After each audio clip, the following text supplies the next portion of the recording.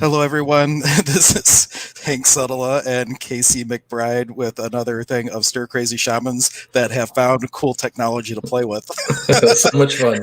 Yes. So that was just a cool little video that I found out that I could play before we start. So, welcome everybody to another Stir Crazy Shamans. You can go back and kind of look at our intros from the past videos. We don't want to have to give our introductions every single time that we come on.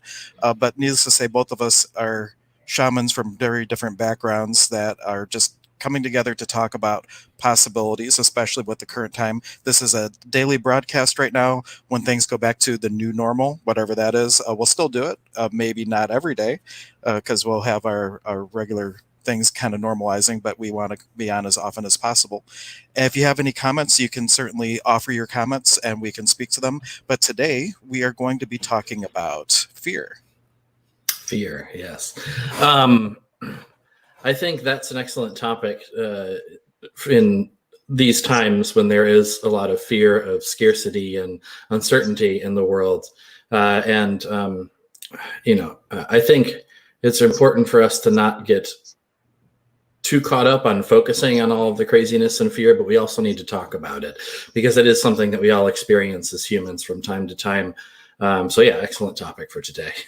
Yeah, and I am kind of an acronym nerd when it comes to fear. There's so many great acronyms that are kind of great ways to help you get out of the normal place that you're in when you're thinking about fear.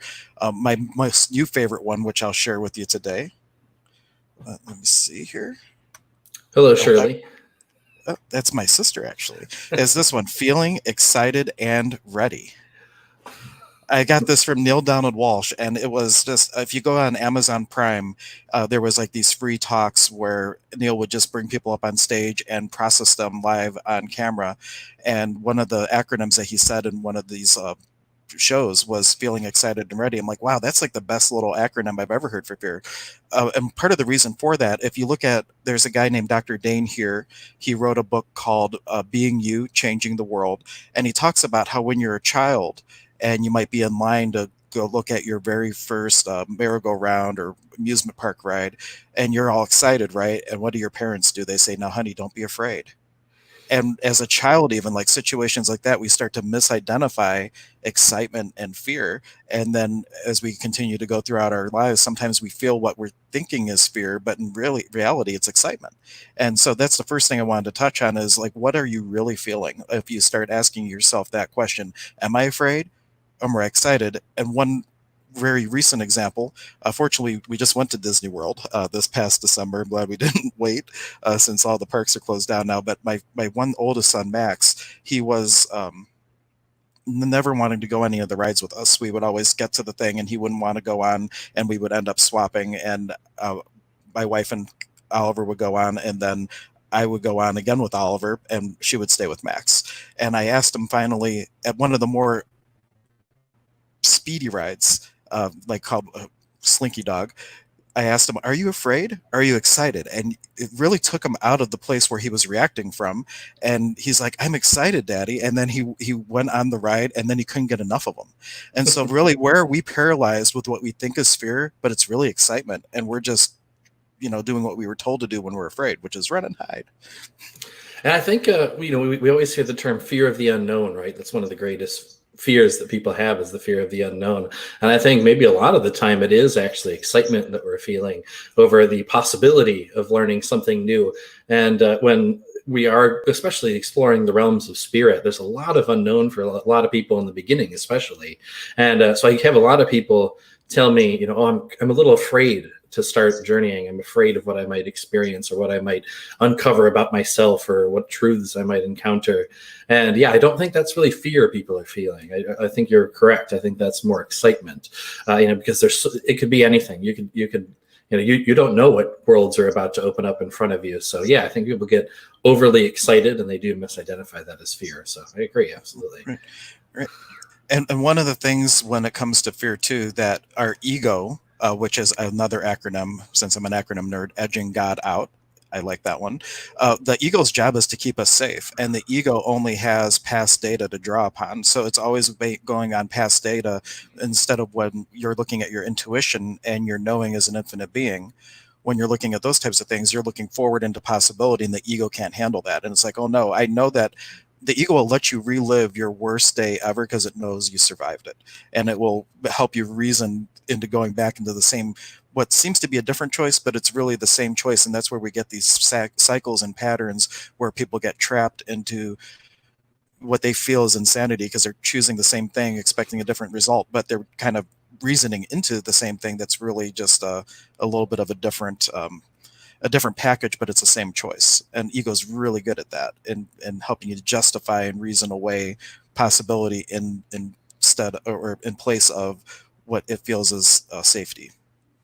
And all fear does come from the ego. You know, we don't experience fear as a true experience of spirit.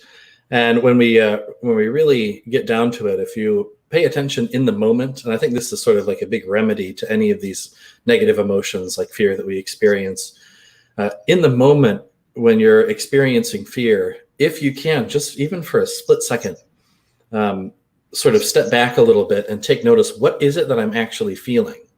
You may notice, of course, there's a lot of thoughts flowing through the head, and you're thinking about, you know, whatever, this could go wrong, that could go wrong, or because of the past, this, blah, blah, blah, all of that, all the things that the mind comes up with in the moment.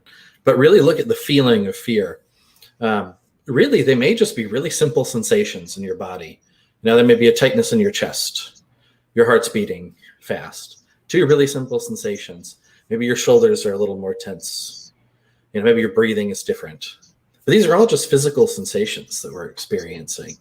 And when those physical sensations become combined with the thought in the head, it's as if the physical sensations fuel the thoughts, and then the thoughts fuel the physical sensations. And then there's this like feedback loop that we can spiral out of control with so often. But in that moment, if you recognize that it is just a feeling in your body, it is just a fleeting thought in the head, in that moment of seeing, of pure seeing, oftentimes that fear will just sort of dissolve. And it can happen really easily and effortlessly. But a lot of people have difficulty with, I think it's a good idea to practice that kind of awareness when you're not in a fearful situation, so that it becomes more second nature and you can try when you are having a fearful experience. Right. And really the only thing with, sometimes when you're afraid of things, really what it is you shut down your awareness and you're choosing not to look at something. And it can also be your body acknowledging something that you, the being, are aware of, but are unwilling to acknowledge. So the body's getting tense because it knows, but the being's just like, I'm looking the other way because it's more comfortable to not know that. And then when you're having the sensation of fear with, because you're just shutting down your awareness for something that you really don't want to know about. Absolutely. And I think a lot of people, you know, fear, I think, ties into like anxiety, right? Anxiety is a problem that affects so many people that I know personally, and I've dealt with a lot myself.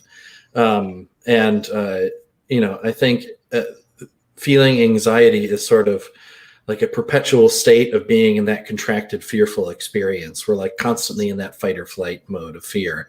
And like you said, for a lot of people, there may not be a particular thought or something, a fearful experience that they're focused on. It could just be the bodily sensations. So yeah, maybe expand on that a little bit, on what you mean about the attention being elsewhere as the body is contracted to fear. Maybe you could elaborate.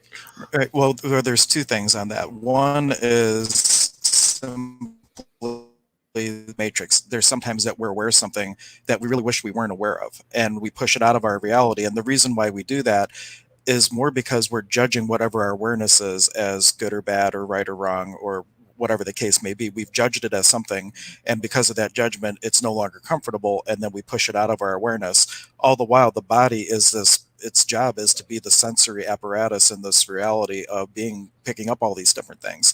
And so just because the being chooses not to acknowledge the awareness, the body still can acknowledge it. And so you could have the physical sensations or the body reacting to something that you're aware of, but the being is just kind of turning a blind eye. The second part of that could be that as empaths and people who have a lot of awareness, a lot of times what we're feeling isn't ours at all. And you could be picking up on the anxiety and the excitement and whatever from somebody else, your next door neighbor or a friend, relative, anything like that. And to take a step back and say, well, is this mine? And if not, return to sender with consciousness or whatever tool you'd like. And if it is yours, then it's like, well, what's really the truth behind this? Because once you really become aware of what it is, usually that anxiety feeling will fall away, and you just have the excitement feeling because you're now in full awareness of what's going on and you can make a choice. And I think the empath thing affects way more people than people there are that recognize that that's what's happening to them. And I know for myself, I'm an empath, and I've always been very sensitive to energy as well as the energy of people's emotions. And so my whole childhood, I went through life experiencing a whole huge range of emotions every time I would encounter different people in crowds, especially. And it can, I think, set up from an early age some really unhealthy um, uh, thought patterns, so emotional patterns, or whatever you want to call it.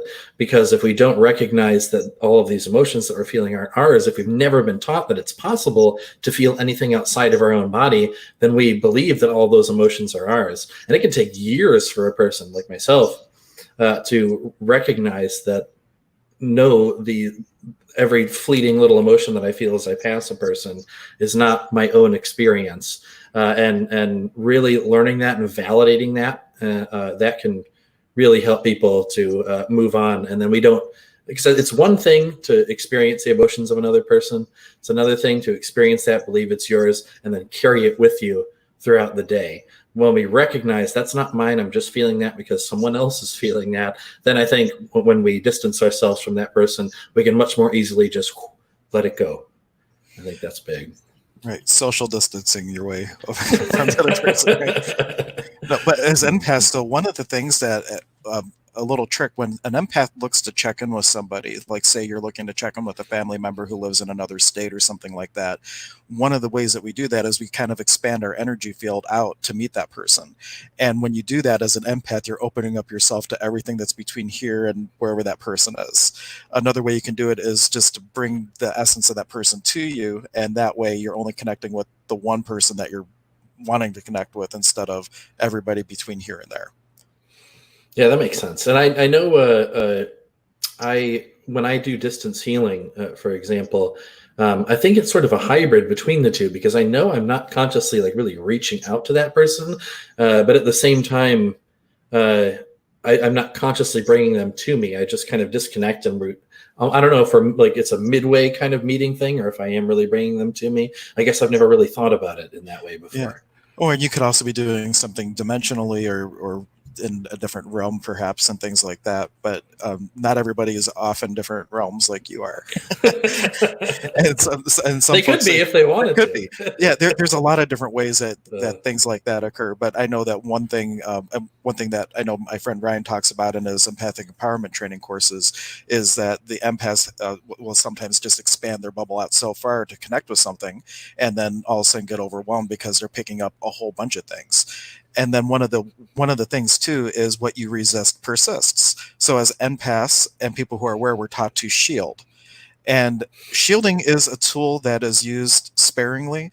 I think of it like if a house is burning, right? You get a blanket, you put water on it, you put it around yourself, you get out of the house. You don't wear the blanket forever, right? So as an empath, you're like if you get blindsided, definitely you know, do what you need to do. But the idea would be that you can be in the space of sensing these emotions instead of taking them on. And the difference is being aware of an energy without labeling it or judging it. When you're in that space, that it's just simply an awareness, and you're not giving it any value or weight other than having the awareness of it. Once you label the thing that you're experiencing as fear, anxiety, oh, that's wrong, that guy's creepy, whatever the thing is. Now, once you've labeled it, they say you name it, you claim it. And that's when it has a deeper impact on the empath versus um, just an awareness of it.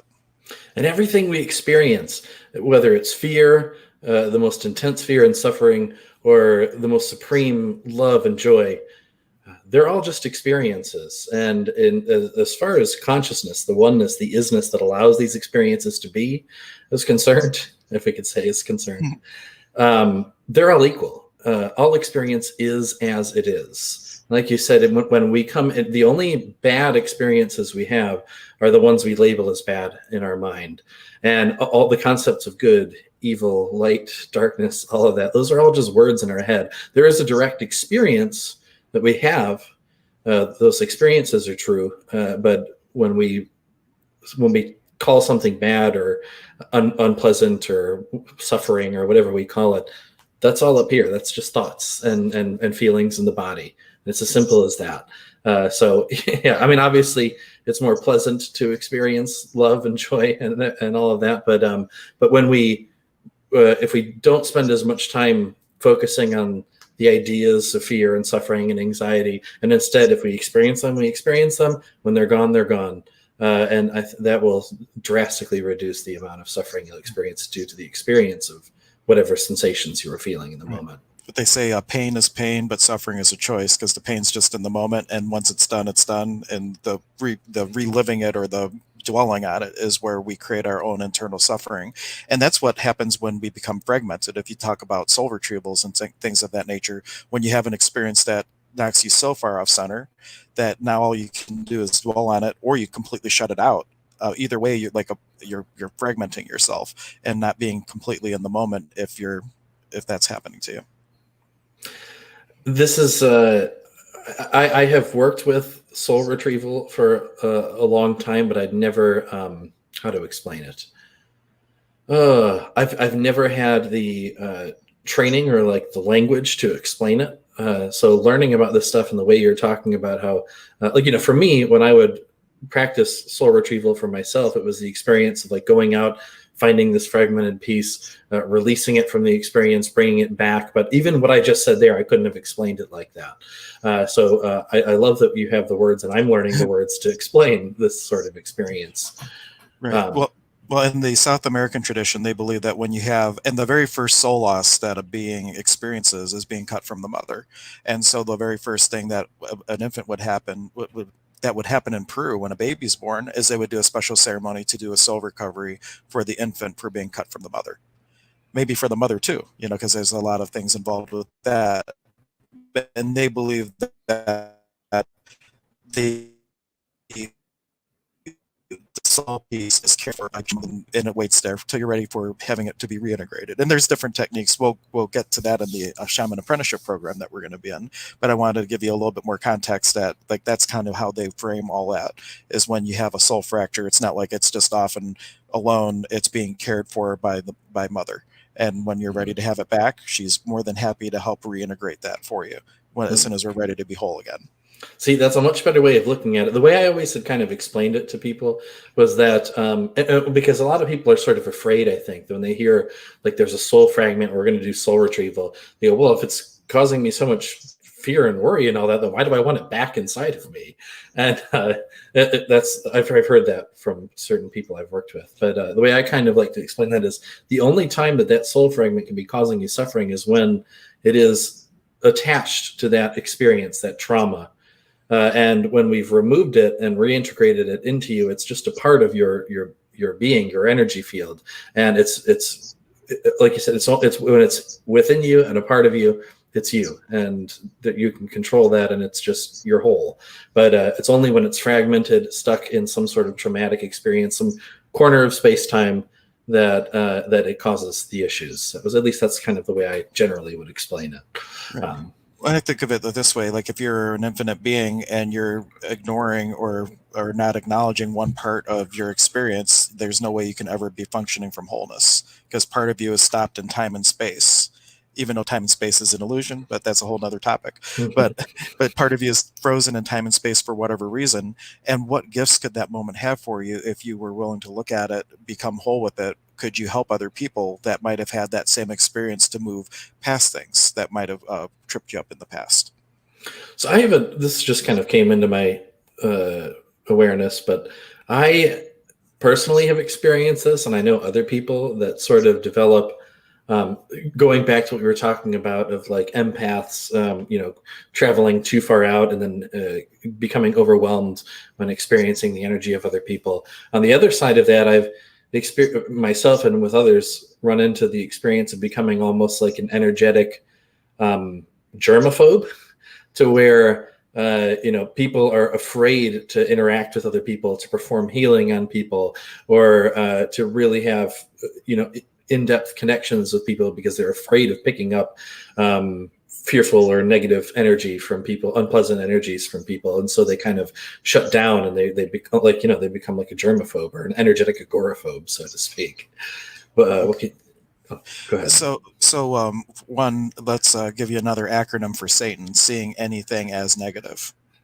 Right? Have you ever heard that one? No. Yeah, seeing anything as negative. See, right there, when with healers, if you're judging the person that you're about to work on because it's icky or something like that, like that's coming from a place that would be a time to stop back and like, okay, well, what's really the truth? Because at the end of the day, God is all there is, all at once in the ever-present moment of now. I am that. That is another aspect of me. Though we are separate in this duality, we are of the same animated essence of the universe. And so in that context, there is no good or bad energy. So like, what is it that's so distasteful? What is it in my own soul that I'm not willing to look at, or I'm afraid that that's going to resonate in me, and then I'm going to have to deal with my own shit? I like that a lot. Yes, I think it often is. It's our own experience that we're afraid of, and not something coming from another person. Because if the only way you can experience a really intense fear or negative emotions from another person is if that resides within you. If someone came along, they can't. I don't think anyone can inject somehow their own fearful experience into you. You have to have something that resonates with that. No. Agreed. And the way that we explain that in shamanism, in this Peruvian way, that we have something called the papo, which would be akin to an aura, a little bit different, and nothing can come in or out of your bubble. The direct translation for this would be bubble without your permission on some level, and so it's either with your conscious permission or your other than conscious permission. So, say you were bullied on the bus when you were 3 and you never dealt with that, and as a result of that, you now notice and you have the experience of being bullied all the time. It's not that you're consciously inviting people to bully you, but because you have this energy that you never dealt with, it's kind of like there's a tint on your bubble, and things that match that can enter in commission. It's kind of like Star Trek. If you know the frequency of the deflector shield, you can shoot right through it, right? So if you have your own unresolved boulders or cellular memory, whatever word you want, your shadow that you haven't worked with, those things make similar things come up in your experience more frequently, and you notice it and have a resistance to it, not because you're resisting the other person necessarily, but you have your own stuff that you're desperately, the ego's like, I don't want to go there. Don't want to go there. Let's look at anything else. And that's why meditation can be so hard for people, because that's like heaving all those boulders up. And many people who've never practiced meditation, they start for the first time, they can feel more anxious and chaotic when they first start, especially if they're not given tools as these things come up to deal with them and to transmute them instead of trying to shove them down again. A really cool tool for sort of self-reflection and meditation that could be really intense for people who have never done any kind of inner work before. But if you're looking to really address these issues and get over them, is a sensory deprivation tank. I don't know if you've ever experienced one of these. I haven't, but some of the greatest work has come from those. I think I've done it about 20 times now. And for me, because I have experience with meditation, what I noticed was pretty quickly, as the sensations of the body and your hearing and sight and all that, as you realize all that is sort of dissipated, it was like the thoughts and emotions were amplified, but also at the same time, my awareness that that's not who I am. I'm the underlying isness was also amplified. And so I sort of noticed this, it was like a zooming out. So like the thoughts and emotions are doing their thing, and then they just started to drift further and further away until they're out so far away from me. It was like, I kind of knew they were happening, but I was just there as that oneness, that isness. And so, yeah, I think if you're, but I know other people who've gone to these experiences who they said they hated it their first time. They said it was really uncomfortable. They came out of there more agitated than before they went in. And I think that's because when there's nothing coming in on the sensory level at all, you're forced to deal with whatever it is floating through your fields. And for a lot of people, that can be an uncomfortable experience when we do have more fear than we realize we're carrying. Yeah. And there's one tool from if you're going to start really wanting to look at things, it comes down to a single question. You ask yourself, when have I ever been unloving to myself or to another? And if you look at that question and see what percolates up, that's going to bring up 90 some percent of the things that are going to come up when you start having an experience in isolation or a silent retreat weekend, and you really go after that. And then you ask the question, who was affected by that? And this is what you do in basically 12-step work. You ask the questions about all the wrongs that you've done, quote unquote wrong. It's really just, when have you acted something other than your highest self, is the question. And then who was affected by that, and whether you do an active or passive transmutation of that energy, like an amends or just doing work energetically. It's then taking that gunk that you've identified and working with it to make it of a lighter expression, to turn that hucha, as we call it in shamanism, into sami, from heavy to light. I love having the word hucha now because working with people doing healing sessions, I always had to try and grasp at different ways to explain hucha, which is, hey, you could probably explain it better than I can. But Yeah, it just means heavy, literally. heaviness, right? Yeah. So I would say, I would tell people had removed this energy that wasn't supposed to be there. What is it? Yeah, it's just this dense, heavy-ish, sticky stuff, and it was kind of just grasp at words. So I like to have that hucha. It just sounds nice and. Right. And Zane explains hucha like chocolate. So you got like your white chocolate hucha, which is like kind of light and it's easy to deal with, and you got your milk chocolate, and you got your dark chocolate, which is the harder stuff. And you can deal with it all. And Mother Earth loves it all. If you just want to give it to her, for her, it's fertilizer, and she uses it to grow blessings for you. So whatever heaviness that you have, all you have to do is ask for her to take it from you, and she's more than happy to take it and work with it and transmute it from the shamanic perspective, anyhow. I've come across this with a lot of people, and the way Zane explains that is beautiful, and it's helped me to explain it for other people. But so many people, when grounding or when sort of they're aware that they can move this heaviness out of their body. Maybe either they've learned about it or just subconsciously they've remembered how to do that. There are a lot of people that are hesitant to give it to Mother Earth because they realize Mother Earth is this conscious and sacred and alive, and they think, why would I want to give all my crap to Mother Earth? I don't want to give her that. I love the Earth. So I love Zane's way of explaining it, talking about how it's like you said, it's fertilizer. It's like candy to the earth. She loves it, and she grows miracles from it. So yeah, absolutely, the earth loves that. Right. And we actually have a question from Shirley. And so, just about what our different backgrounds are. It's the one time we don't go into our backgrounds and someone asks. So, well, first, let's talk about the word shaman. Shaman, it refers to one very specific tradition from the Siberian region of Russia. And then in England, at some point, they got lazy and they just labeled any native tradition under the umbrella of shamanism. So any native tradition is technically a shaman, whether it's a Lakota tradition or a tradition from Africa or the tradition that I practice from Peru. So all Pacos are shaman, not all shaman are Pacos. And there's just a couple things that are consistent across the board in shamanism, so that every shaman believes that everything is one in the terms of being part of this animated essence, this Kausai Pacha, this field of living energy. So even a rock, though not conscious from in awareness like we are necessarily, it's still part of this animating essence, and thus alive, even though it's not alive, if that makes sense. And then the other components of shamans is to be in the ability to be in the world but not of it, to walk like that we're in this middle world, having the ability to stretch themselves and access things from the Hanak Pacha, which is the upper world in this tradition, or the Uhu Pacha, the underworld. And you're accessing all that and working with other people in this Kausai Pukliai, this game of life that we're playing. And that's really what the role of shaman is. And their job is to, as you work with people, to redistribute the life energies through this. So like you mentioned, you were removing the hucha from a client. Your job is to take the energies that are heavy in one area and redistribute them where it may not be heavy, because it's all a matter of point of view. Angel heaviness is light for us, and our heaviness is light for the underworld. So it's all a matter of point of view and reference point. And Casey is a bit naturally taught. He was always just had a direct dialogue with spirit. And in my tradition, there's a very specific term for that when someone's chosen by spirit and the spirit world is teaching them directly. It's an Altomasayok, which is a fourth level priest, and they're ones that can communicate. And there's even one more specific than that, but I can't remember the word. It has to do with the Wilika Kamasik, the sacred lightning bolt, but I can't remember the specifics of it. But it's basically someone that is chosen from spirit to be a shaman.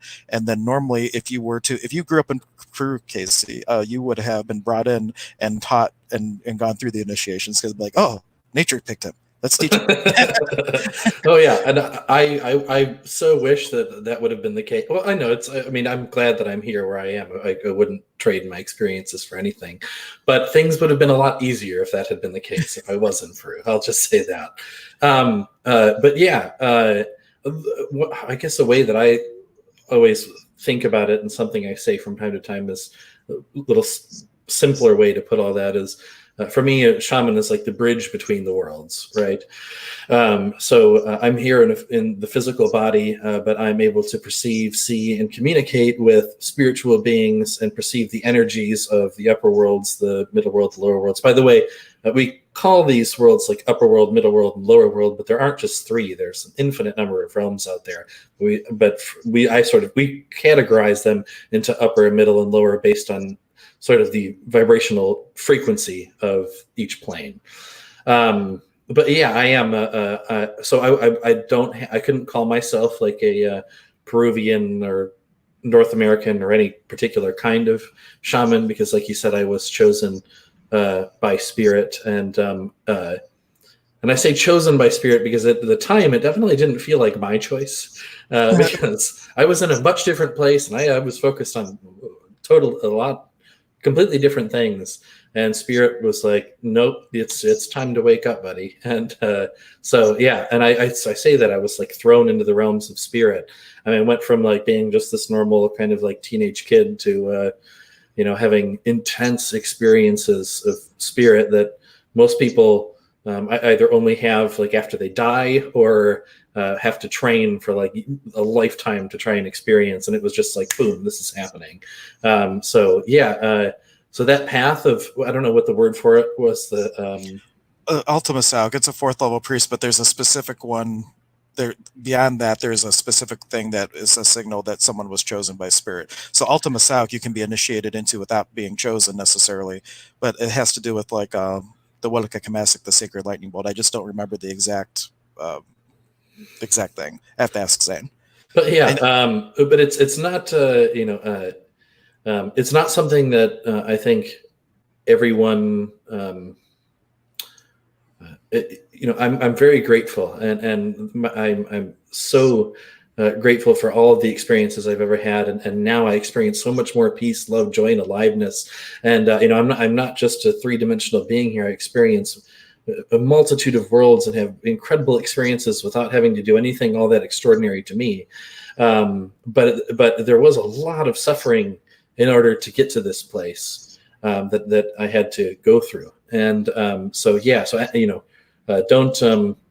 don't get too hung up on thinking you need to be like chosen and forced there like I was. Take your time and enjoy the process of slowly learning these things. Right. And the biggest thing is, if you want to learn these things, if you just put out that you're open and willing, and you start taking actions towards that, because actions speak louder than words, right? If you want a new job and you say, hey, universe, I want a new job, and you do nothing on your own, it will take 2 years, but you'll get laid off eventually, right? or you could say, universe, I want a new job, and you do a resume, and you do your part, and the universe can actualize things for you way more quickly if you actually are engaged with the experience of creation instead of just waiting for it to fall in your lap. Right. So the lightning bolt thing, I don't know if that's anything you can touch on or expand on a little more. Zane keeps telling me, because throughout these experiences, there have been times when in my journeys, like really powerful journeys, where I was directly like actually struck by lightning and like had like huge, massive upgrades in my body. And I was telling Zane about that, and he was like, oh, wow. And he said, you're doing the apprenticeship? And I go, yeah. And he goes, oh, that's awesome. So he just kind of left me hanging on that. So I think I've got a little bit more of an understanding now of why he was excited to hear that. Right. Well, in Peru, normally the way nature selects you, and I don't think this was your exact physical experience, is you get struck by lightning 3 times, and then afterwards, like you're just open, and they take you, and usually you're deformed, you can't walk too well. But but they figured if you get hit by lightning once, then if you don't get hit a couple more times, you're dead anyway. So they just leave you on the mountain, and then when you get struck 2 more times, then they take you in and train you. But there's other people that, like, if you're just connected, like a Pampa Masayo, they're trained in their ritual. They know all the things are happening. They do all the ceremony, but they don't have the connection to actually speak with the spirits and have that one-on-one dialogue. And for them, if I do anything wrong in this despacho ceremony, now it might not work. With an Alta Masayo, you can do 100% things wrong because the ceremony isn't as relevant as the connection and the energy, and they work together. They both they have a medicine for people, and they work together. They don't look at each other in a hierarchy of one is better or not as better or any not as better. I can't talk. One is, they're not comparing each other in terms of superiority. They believe that they each have their place and they each have a medicine for the world, depending where that person's at. Yeah, and I just noticed we had she was wondering about the difference between us, and it was interesting. And let's see, the difference is just I think how we got introduced to the world of shamanism as far as the shamanic practice stuff goes. But I think for us, a lot of the underlying experiences are very much similar or the same as far as our communication with spirit and our experiences of energy. But it's just how the way we were introduced, I guess, would be the biggest difference. And for anybody else on Facebook or YouTube or Periscope, wherever you're picking up the feed from, you're more than welcome. If you make a comment, we're going to see it here, and we can speak to the questions that are in your head and or on your mind, and we can speak to that, answer your questions, and take the conversation wherever you go. We always like to start with the topic and circle it back to that, but really this is more than just me and Casey talking to each other. It's supposed to be an experience where we're engaging you and hopefully being a contribution for what's going on in your world. So thank you for being here too. Or make a comment for our topic for tomorrow, because we're going to do this again and again and again. And we'll do other topics for other days. So let us know what you are interested in. Oh, go ahead. Okay. I was going to say, if you have any questions as far as shamanic work, that's great. But really anything, I think we just enjoy talking about all of our experiences of spirit. And I know for me, I did have to learn the hard way about a lot of this stuff, like the really hard way sometimes. So if I can share a little bit of my experience and make things a little bit easier and make something click for someone, even if it's just in the moment, then that makes me very happy. So yeah, please ask as many questions as you have. Awesome. Yeah. And just to share people I've always been intuitive my whole life. And then as soon as I could legally drink, I became a professional drinker for many years and made it very hard on myself. But coming out of that, I had a friend, Dave Orlasky, who gifted me this amazing set of chumpy stones. And it's a very special set of stones in the Peruvian tradition that are used to weave these belts of energy. And I was like, well, what do you do with them? And he's like, I have no idea. So he bought them kind of like a touristy thing, knowing they were for healing, but he had no clue how to use them. And that's when I just started looking for a teacher, because whatever they were, I knew this is for me, whatever this is. And then I found Zane, and he's like, well, I can teach you how to use those, but it's part of an apprenticeship, and it's like the 6th weekend. And I'm like, oh man, it's just me. I want to just learn this one thing. So I ended up hosting them for a couple 1 and 2 day workshops, and then eventually the Shaman Apprenticeship Program. And now we're going on our 3rd time hosting them for 7 weekends of outdoor nature fun. Oh, I can't wait. I'm so excited for this. And for anyone who is interested in this stuff that we're talking about, shamanism, I've taken these spirit lodges with Zane, which aren't a part of the apprenticeship, but it's him kind of teaching general tools for how to connect with spirit and gain information and heal ourselves in a more intuitive way without being particularly focused on one tradition. But I got the feeling from Zane. I mean, he is a powerful guy. He has very powerful energy, but he's so grounded, and he has just such a beautiful. The words flow effortlessly and easily through him. He's really amazing. So if anyone's interested in learning about this stuff, I think it would behoove you to check out the apprenticeship for sure. Right. And the apprenticeship is being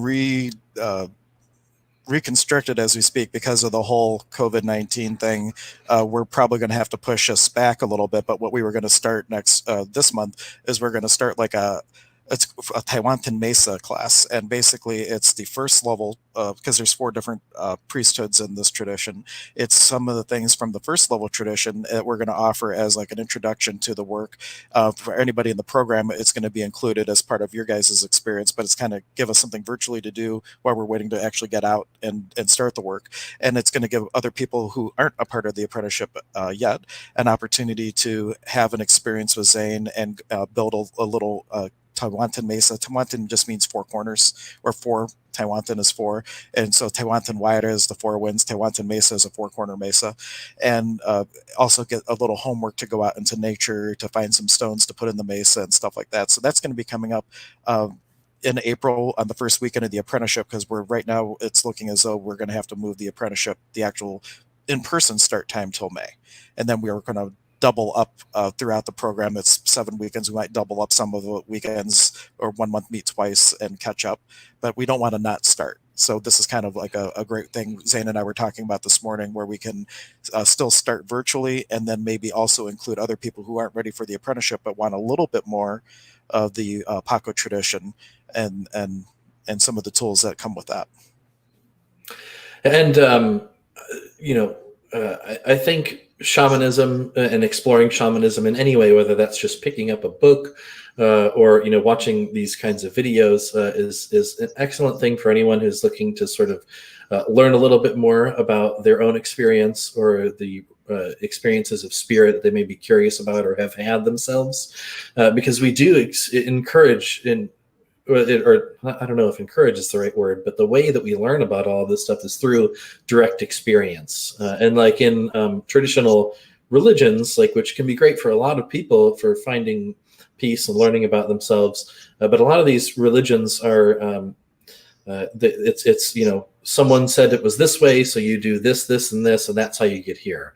Whereas in shamanism, it's, okay, we're going to give you some general guidelines of how to get into the space to have these experiences, but then you go out on your own and you communicate with spirit, you experience the energy, and you learn for yourself directly.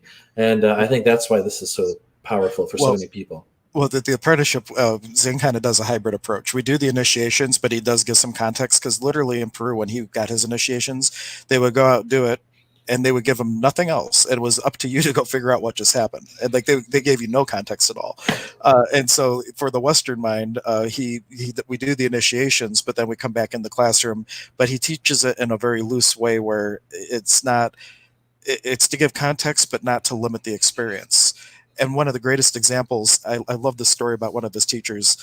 They were making despachos, right? And a despacho is this offering where you have different things you put in, like candles for Pachamama's birthday, or you have chocolate, and you put in a little llama fat, all these different things. And the Paco, the teacher, was building one, and then he told the student, "Okay, now do it how I did it." And and the guy goes and starts duplicating it, right? And the teacher knocks everything off the rock and says, "No, I said do it how I do it." And he starts doing the same thing again, and no, and the guy finally got it, that it was to do it from the heart and not to duplicate the teacher exactly. And they give a lot of freedom, especially in the Southern tradition, that in some areas they don't even call in the same spirits at the beginning. Like we always do Pachamama, which is Mother Earth, and then Mother Water. In some tradition or some villages, they call in Mother Water first, and they don't look at that as a wrongness. It's just that they do it a little differently, because that's how the spirits are working with them, and that's the nice and the freedom of this tradition for me, anyway. It's really important to have, especially when learning at first, tools and a little bit of structure to help us to have these direct experiences. But yes, like Hank is saying, don't get too caught up on the specifics of whatever ritual or experience you're trying to have. And same thing, like we've mentioned this before, but like, don't get caught up too much on the words that we're talking about. It's the energy behind it and the experience we're pointing to. And same thing if you're whatever it is, if you're doing a certain kind of meditation, just because someone told you have to sit there and focus on the way the energy is moving in through the nose into the lungs and then out and then back and circulating or whatever, if you're doing that and all of a sudden you're just experiencing peace and awareness, don't take yourself out of that like peace and oneness experience just because you go, oh no, I'm supposed to be focusing on this and this. That's the actual direct experiences that are important. But at the same time, it's important to have some kind of structure in order to get there, I think.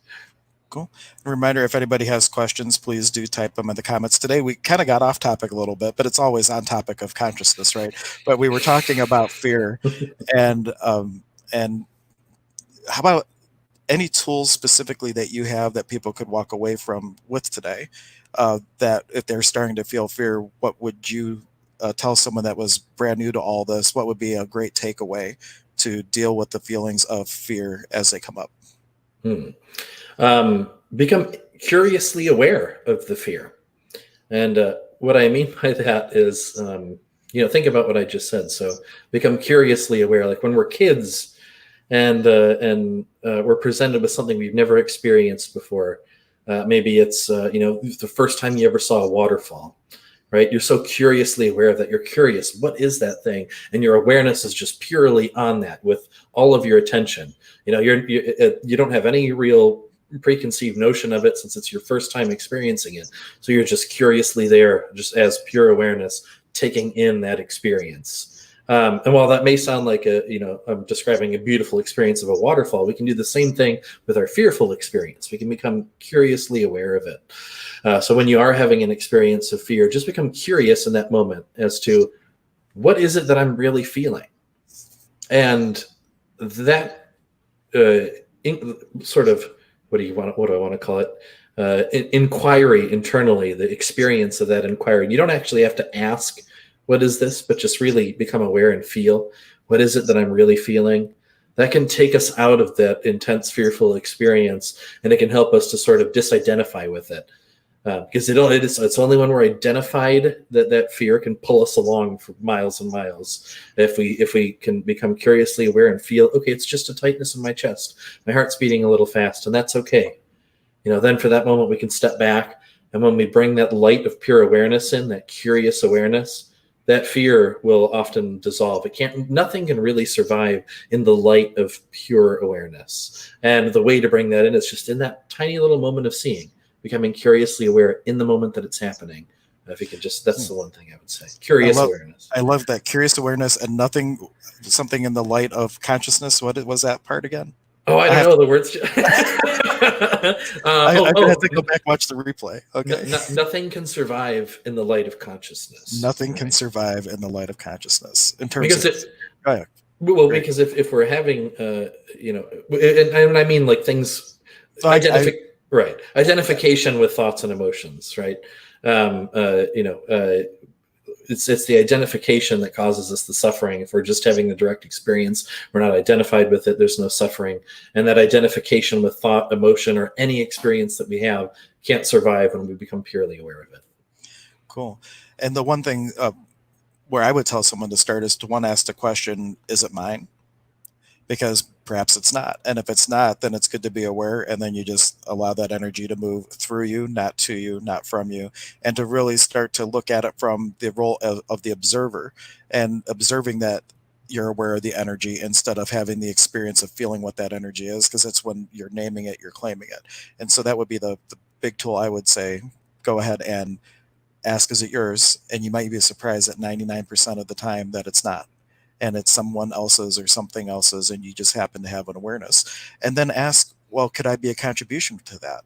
Because if it's in your awareness, it's not necessarily your job to need to do something with it, but ask the question, do I have a contribution for this energy? And just allow energy to flow from source through you to whatever thing or person may be in need. And that's a very safe way to offer the energy from source, not your energy, but to give them a contribution where maybe it's going to bring them out of where they're having that experience of fear. And then you're actually not just aware of something, but you're also in a space where you can be a contribution to change and shift that fear or anxiety for someone else. And see that as a beautiful gift that we're able to feel those experiences that other people have, and recognize that that gives us the opportunity, like Hank said, to help bring them out of it, because so many of us carry our fears and our anxieties with us alone, and we can feel very alone in our journey. So those of us who are more aware energetically, don't see, oh, I hate that I feel everyone else's fear and anxiety. It's just so much of a burden. Don't see it that way. See it as a gift. I can feel that person's suffering. What can I do to help them? That's a beautiful thing that we're aware of that, because many people won't just share that. You may ask them how they are, and oftentimes people lie. Oh, that's a great. Things are awesome, but you can feel no, they're not. So that affords us the opportunity, if we're in the right space and that person is also in the right space, to facilitate healing, even if that's just by listening to what they have to say. The other thing would be to ask, when you're aware, that is there a medicine for me here? Is there a contribution for me here? Or what if it isn't yours, but you're noticing it? Then you could also ask the question, when have I felt like that before? Because that's going to give a cue to your other than conscious, to the cellular memory in your body, to percolate up, like what might your experience have been that's even making this be on your radar. Because 90% of the time when do have an awareness of something, the reason that we're noticing it is because there's something resonating in us that has a similar frequency, just like that deflector shield we were talking about earlier today. And so you can ask, when have I felt like that before? So let their energy go back to sender with consciousness, and then allow your own awareness to percolate what opportunities you might have for healing that may have felt similarly. Absolutely. Is there anything, Hank, that you would, any last little bit you would leave people with, as far as, well, I guess we've sort of wrapped up how to get over fear, or how the ways we can deal with the experiences of fear. But anything you would leave people with in general on the topic of fear, any one little like nugget you would leave people with? Well, remember that acronym from the very beginning: feeling excited and ready. I Like love if you feel that you're afraid, like really question, like, am I afraid? If I was totally aware of everything around this feeling, if I have full awareness of everything there is to know about this, would I be afraid, or would I simply be able to make a conscious choice? So that would be my biggest thing. Remember, if I am afraid, it's either someone else's, something else's, or I simply have not given myself permission to be aware of all the data. Because in awareness, or in the light, that nothing can survive, right? That fear can't survive if you have full awareness and consciousness around whatever it is. Love it. Absolutely. Cool. All right. Well, I think we're wrapping up then. Please make comments. Let us know what topics you would like us to see for next time, and we wish you all the best. Thank you so much, everyone. Thank you. Thank you. Thank you. Thank you. Nike, Nike, Nike.